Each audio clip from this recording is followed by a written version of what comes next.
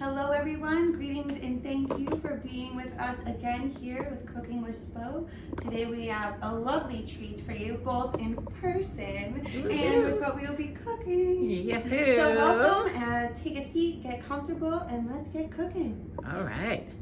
I'm Gabriella. I will be doing the cooking today, the main part, and I'm here with my sous chef, who you are familiar with, Jessica. Today we're going to be making some guava jam. So for starters, I'm going to show you what the guava looks like inside. So this is it. This is it with the seeds in. The sweetest part is the inside. So you see we scooped it out here. Now, a part of this recipe does involve using a strainer. And if you do want to skip that step, you can take the seeds out, but that is where all the majority of the sweetness is, and where the pectin is in there. And that is what is going to get your whole entire jam to kind of solidify and come together and hold. Otherwise it will be a little bit runny, which is delicious. But you do want, if you want more jam consistency, that's where you're going to get it. Yeah. We'll get into it. Got all your things? Cool.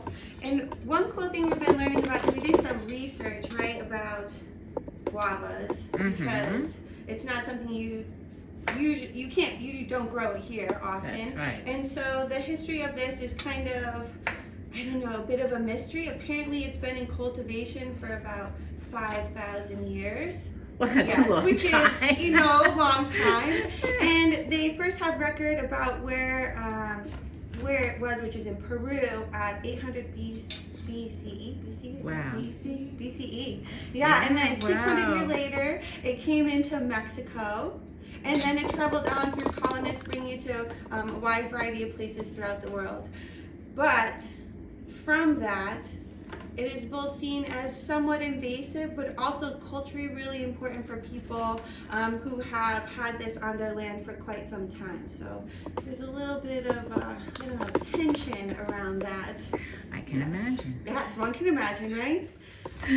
Yes, All right, Gabriella, so what you doing here, my friend? So I am cutting off the ends of the guava, just making sure to take off this brown part here and at the back, and then I am quartering them like this. Oh, I really like too when you cut that off, it makes it a little bit more of a stable environment. Yes. Because this round object It's a little hard rolls. to. That's right. Yes. So that's a good little added benefit to how you're doing this. And then I cut it in half again, just so that when we do our mashing step, it is a little easier. And we are working with about, what was it, 2 pounds of guavas? Yes. So this is for about 2 pounds. You'll have the recipe and the link to all that, so no need, but just a quick mention on that. And this is a beautiful fruit thus far. What would you say the flavor of this? Now this is not the rose variety, so there's a couple of different. This is not rose and it is not bright pink. It is more on the yellow, bright greenish. But yeah. Yeah. Yeah. It's beautiful. It's beautiful, right? I would say Very the flavor is more banana pear-y. The texture on the outside is very pear-like, so Okay. you do have that little crunch, and then the inside is creamy like a banana, but it does have seeds in it, so you have to avoid those little hard pellets. That's right. And to know when this is like a ripe fruit and ready to use, like we were feeling it yesterday, and you want it to be right, almost like a peach consistently. Your fingers aren't sinking in, but there is a little bit of give, and there's that kind of, yeah, without your fingers sinking in. So it's, I don't know, a spongy resistant effect. Yes. So we're going to put this in the pot. And we did wash these fruits ahead of time. We simply just kept them in this container, rinsed them all the way through, and then, you know, the beauty of having these little breathing colds, you can use it as a strainer in itself. So we'll compost all of that. Return it back to the earth. And then we're going to want to pour in some water. So because we're using 2 pounds, we're pouring in 3/4 a cup of Yep, you water. got it. Beautiful, I'll take that. Right, so we are hearing some activity underneath the lid, and that prompted us to do a little check-in on the guava. I'm gonna set this over here for now. All right, I don't know if you can hear it, but you will see it in a second. Can you see that? Oh yeah. See that foam building up? And Guava is reducing, liquid is also reducing. So I would say at this point, what do you think, Gabriella? Just reducing the heat a little bit? Yes. And you want to, oh, we were just discussing doing a quick fork test. You want to give it, I'll tip it for you. We're going to work together on this one. Right, let's see. Oh yeah, look at that. So much softer. It almost looks like the color of the skin has also changed. Yes. Oh, nice yeah. yellow. To a nice yellow. Oh, the smell is really good too. When is the smell-o-vision coming? I waft some That's to right. you. I know, that's what we really want. Yes. Beautiful. So maybe just reduce. Okay, so now that our guavas are all boiled down, it's time to mash them. So you'll see they have this nice texture. We did mash it a little bit using our big spoon, but here you see you can get a nice clean mash on that. The seeds really came out too, huh? They did.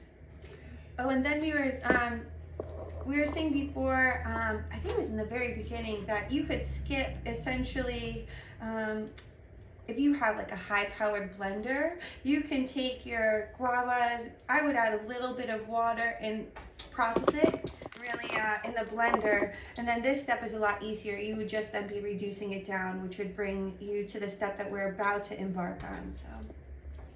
We just wanted to provide a way that if you didn't have a blender, to know that you can still carry on with this recipe. Do not abandon it. And we did let it cool down just a little Yes. bit, so this isn't too hot. Leave it so it goes. Perfect. And the skins are really breaking down nicely. And we're kind of using, this is a very nice strong strainer, but you're bracing your hands against it and just moving it around, and you can see, I'm gonna lift this up for you. See that coming out? Oh, wow. And there's no seeds, nothing, but the pectin will come through on this.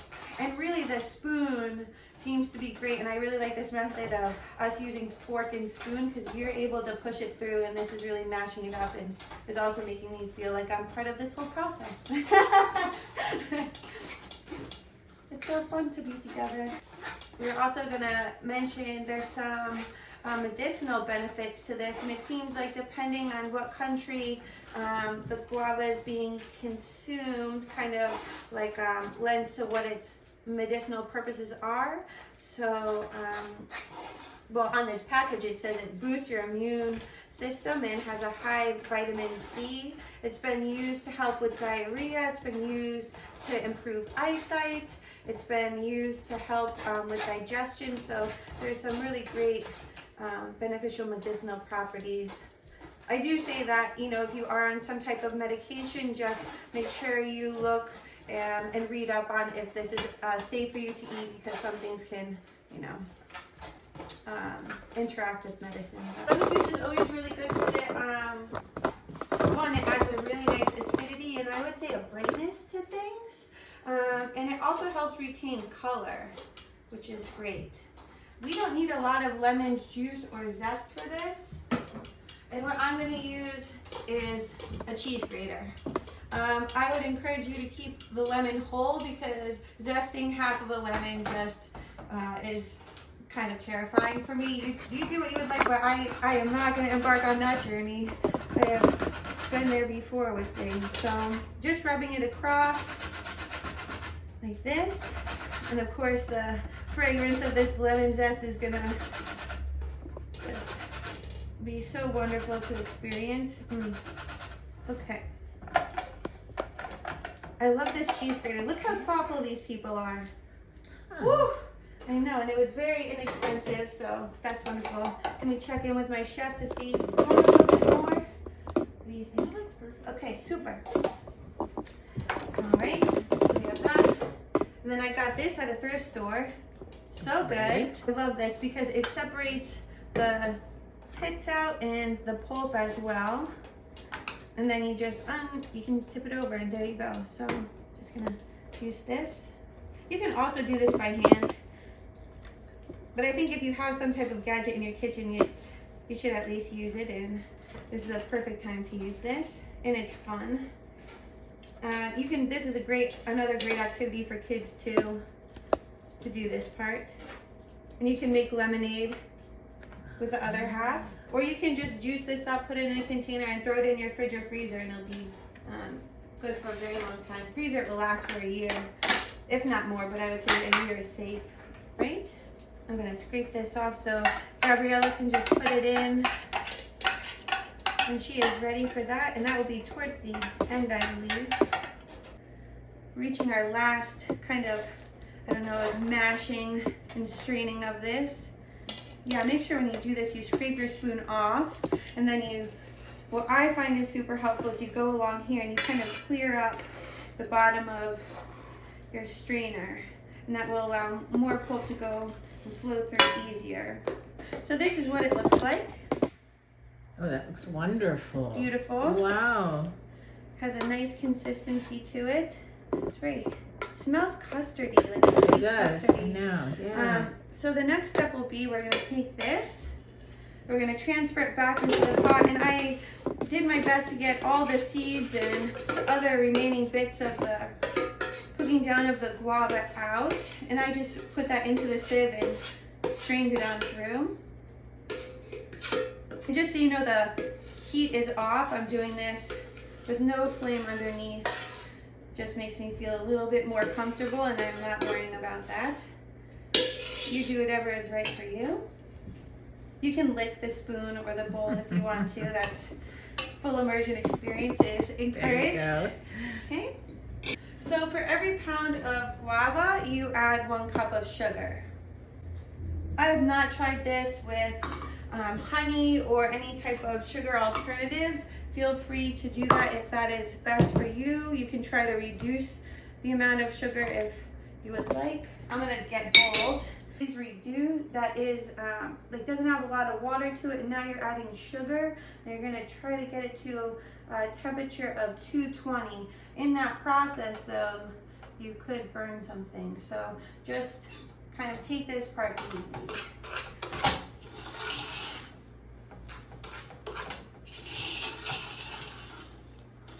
And as you can see, I'm just kind of folding it in like this. When the heat gets onto that sugar, it will start to break it all down and melt. And what this will yield is a nice jam. You can transfer this into containers, either mason jars or small jelly jars. You can keep this in the freezer for 1 year, and then just pull out your portions as you want them, which is great. That's wonderful. Or you can store this in the refrigerator for 1 month. You can give it away as a gift to friends and share. If you are interested, you could also add a little vanilla extract or vanilla bean into this too, but we just want to keep this super simple. And taste the guava. And as you can see, it's really nice and kind of melting all down now. Oh yeah, it's Yep. beautiful. And so, oh wow. Nice, right? Yep, get the sugar off the bottom, making sure it's moving. Once it starts to boil, I'm gonna insert this cooking. You can get like a candy thermometer, it's called, but just type of thermometer, and you're gonna reach 220. At that point, it's gonna be able to create a jelly-like consistency. If it seems a little bit loose at the time, don't panic. You're just gonna want to let this rest and cool off, and that's when you'll see kind of the structure that you want to be more jelly-like. But things need to cool, and the pectin needs to kind of come into action. I'm gonna add the lemon juice at this point. I feel like the sugar is nicely dissolved, and I just incorporated the zest with the juice. I'm gonna put it in. Spoon here, and stir that up. And then you're just waiting till you reach that 220. If you feel like you need to turn that heat up and you're comfortable with that, it will speed up the process, and that is fine to do. Oh, that lemon is really nice. Once that's all cooled down, put it in the refrigerator, and like I said before, keep it in there for a month, or you can put it in the freezer and it'll keep up to a year. But do share with friends. It's a beautiful gift, and it's a great little talking point. So I hope you enjoyed this culinary adventure with Guava, and thank you for being here with us. Yeah. Thank you. Love and gratitude. All Yes. right.